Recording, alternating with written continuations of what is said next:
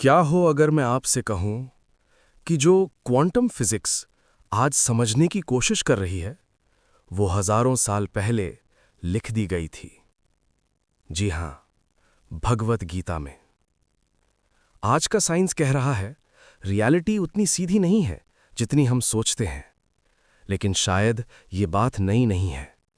Quantum physics कहता है कि एक पार्टिकल एक ही समय में दो अलग जगह पर हो सकता है। इस कॉन्सेप्ट को सुपरपोजिशन कहा जाता है।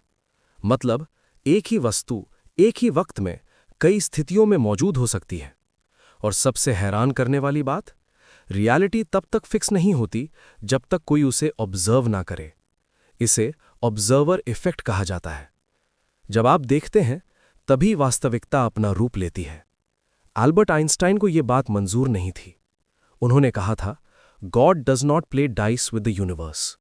उन्हें लगता था कि ब्रह्मांड इतना अनिश्चित नहीं हो सकता। लेकिन नील्स बोर का मानना था कि क्वांटम दुनिया के नियम हमारी रोजमर्रा की सोच से अलग होते हैं। यहां सर्टेनिटी नहीं, प्रोबेबिलिटी का राज है। अब जरा ध्यान से सुनिए। भगवद गीता अध्याय 2 श्लोक 20 में लिखा है, न हन्यते हन्यमाने शरीरे।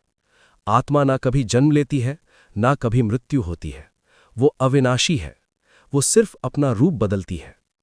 साइंस भी कहता है, energy can neither be created nor destroyed. वो सिर्फ एक रूप से दूसरे रूप में बदलती है। यहां एक गहरा प्रश्न उठता है, क्या यह सिर्फ एक संयोग है या फिर दोनों एक ही सत्य की अलग अलग व्याख्या है?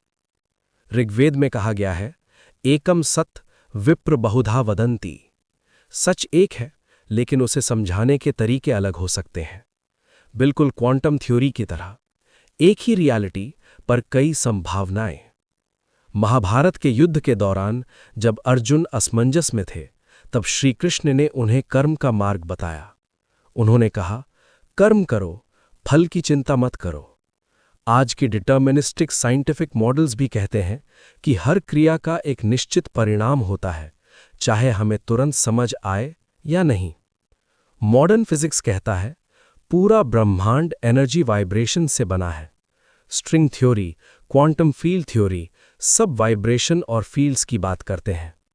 सनातन दर्शन इसे ब्रह्म के रूप में वर्णित करता है, एक सर्वव्यापी तत्व जो हर जगह व्याप्त है। तो क्या साइंस और सनातन एक ही सच के दो दृष्टिकोण हैं? हो सकता है। साइंस प्रयोग के माध्यम से समझे और आध्यात्म अनुभव के माध्यम से।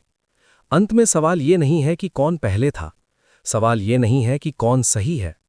असली सवाल ये है, क्या हम इतने खुले विचार के हैं कि दोनों को साथ में समझ सकें?